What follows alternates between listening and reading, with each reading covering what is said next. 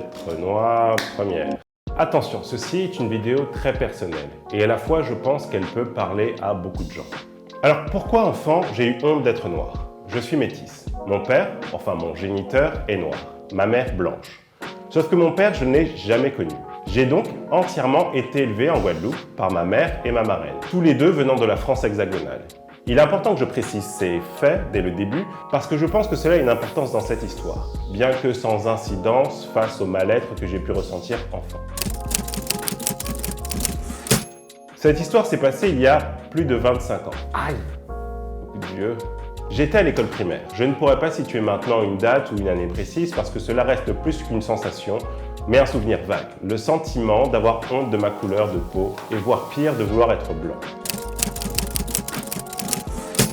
Bien sûr, à l'époque, je n'avais pas conscience aussi clairement et je ne pouvais expliquer la cause de ce drame. C'est bien plus tard, en revenant en Guadeloupe, il y a 4 ans maintenant, quand j'ai entendu des conversations de mes élèves, des petits bouts par-ci par-là, que tout m'est revenu en mémoire. Et je me suis rendu compte que ce sentiment de honte, ou tout au moins d'infériorité dû à notre couleur de peau, était toujours présent. 25 ans après, cela existait toujours. C'est donc plus de 2 décennies après que j'ai pu mettre des mots sur ce mal-être et pouvoir identifier la cause. Pourquoi alors un enfant, vivant sur un territoire avec une majorité de noirs, voulait être différent? La réponse m'est alors apparue de manière évidente. L'absence de modèle positif noir. Puisque tout ce qui m'entourait, en tout cas ce qui pouvait être enviable pour un gamin, était blanc. À la télévision par exemple. Les personnages de dessins animés, de films, tout ce dont pouvait rêver un enfant de mon âge était blanc. Même les publicités destinées aux Guadeloupéens. Tous blancs. Et à chaque fois qu'on me parlait d'histoire, de mon histoire, elle était systématiquement rattachée aux esclaves. Une histoire très mal racontée en plus, parce que l'esclave était synonyme de victime, faible, soumis, etc. C'est encore une fois bien plus tard que j'ai appris que c'était exactement le contraire. Bref, mon histoire, celle de mes ancêtres, était honteuse. Rien dans ma couleur de peau était rattaché à quelque chose de positif. Alors il y avait bien les gens qui m'entouraient, camarades de classe, voisins, mais ils me semblaient partager le même sort que moi. Et rien de très excitant pour un enfant qui était à la recherche de héros.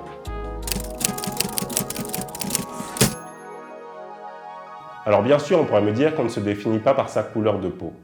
Noir n'est pas une culture. Mais quand on est un enfant à la recherche de ce qu'on pourrait devenir, ce qui est possible, on le recherche dans ceux qui nous ressemblent. Il est comme moi, il a réussi, je peux le faire aussi.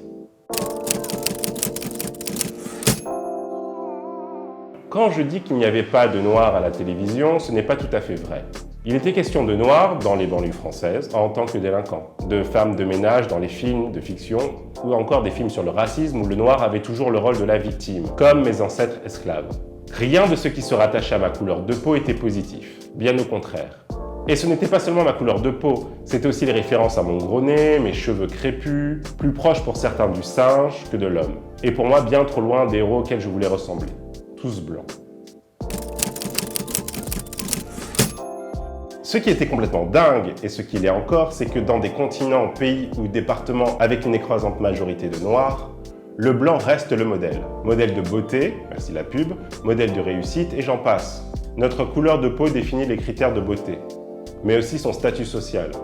J'en veux pour preuve le phénomène plus inquiétant dans certains pays d'Afrique où les hommes et les femmes se blanchissent la peau avec des produits toxiques, ou dans une moindre échelle le recours systématique au défrisage de cheveux, ou encore dans certains pays asiatiques où on se fait débrider les yeux.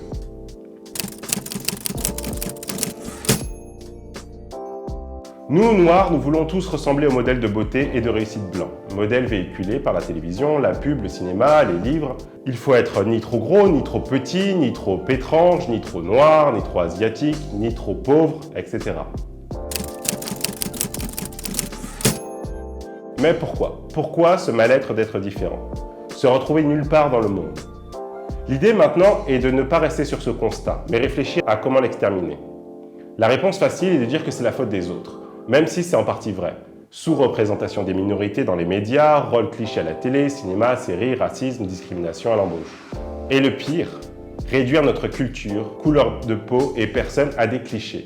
Le noir est comme ça ou comme si le noir était une seule personne ou venant d'un seul pays. Considérer l'Afrique comme un pays et non comme un continent de plus de 54 pays avec des langues différentes, des cultures différentes, pareil pour les Caribéens ou Antillais. Nous sommes proches, frères parfois, mais différents. Et dire que le noir est comme ci ou comme ça, c'est complètement stupide. Ne fais plus ça. Ah oui, petit aparté, noir et pas black. Noir n'est pas dévalorisant ou un gros mot, tu peux l'utiliser. Et si nous revenions à une plus petite échelle, il n'y a jamais eu de valorisation de notre culture. Les Antilles sont cantonnées à du soleil, à la plage, les Antilles à de gentilles personnes un peu fainéantes, aimant danser ou dragueurs pas fidèles. Notre créole défini comme un mauvais français, notre musique basique et sauvage. Et ça, j'en peux plus. La plupart du temps, cela est dû à une méconnaissance totale de qui nous sommes, ou même où nous nous situons. Petite anecdote en passant, tu vas voir, tu vas rire. Quand je suis parti en France hexagonale, ou en Guadeloupe d'outre-mer, pour la fac, des amis étudiants m'ont demandé, alors venant des Antilles, qu'ils situaient à peu près au niveau de l'Afrique, comment cela se faisait que je parlais français, ou s'il y avait des écoles en Guadeloupe, si j'y allais en pirogue. De gentils couillons, quoi. Mais tout cela peut avoir un effet dévastateur pour de nombreuses personnes. Imaginez cela sur un enfant. Mais comme je le disais un peu avant, même si tout cela est vrai, c'est la réponse facile. Dire que c'est la faute des autres. En partie, oui. Mais que faisons-nous, nous, pour y remédier, à part le dénoncer? Beaucoup de personnes prennent la parole pour exprimer leur légitime colère sur les réseaux sociaux, mais très peu y proposent des solutions. Alors j'ai envie de lancer un appel, ou autre. Quelque chose comme « si tu râles, tu proposes ». Hein? Si tu râles, tu proposes. On fait ça? Alors voilà ce que moi je propose. Notre culture est géniale. Et pour répondre à tous ces clichés débiles, arrêtons d'attendre sur les autres pour être un peu plus intelligents ou moins racistes. Mais montrons de quoi nous sommes capables. D'abord pour nous, parce qu'on en vient à douter de nous-mêmes. Et puis, montrons au reste du monde la profondeur de ce que nous sommes, afin que nous puissions continuer à être fiers. Et que les idiots se taisent, enfin.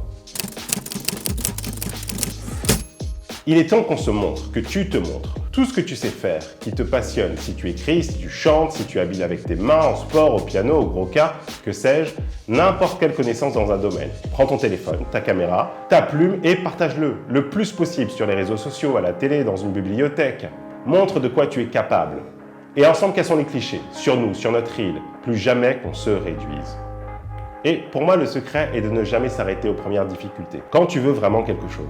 Même si tu te dis que tu n'y arriveras jamais, que tu n'es pas assez doué, pas assez fort, continue, essaye encore et encore. Donne tout ce que tu peux. Et je te promets une chose, tu y arriveras. J'y crois en tout cas.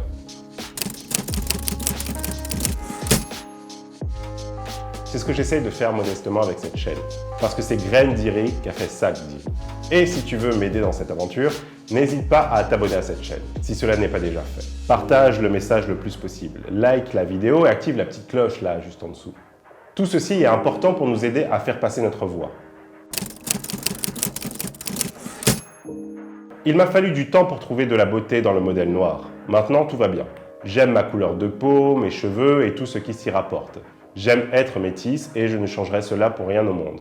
Mais malheureusement, c'est loin d'être encore le cas pour tout le monde, surtout les plus jeunes. Et si j'ai un peu raconté ma vie aujourd'hui, c'est que je refuse que mes enfants, ou tous les enfants issus de minorités, eux aussi, puissent avoir honte de ce qu'ils sont.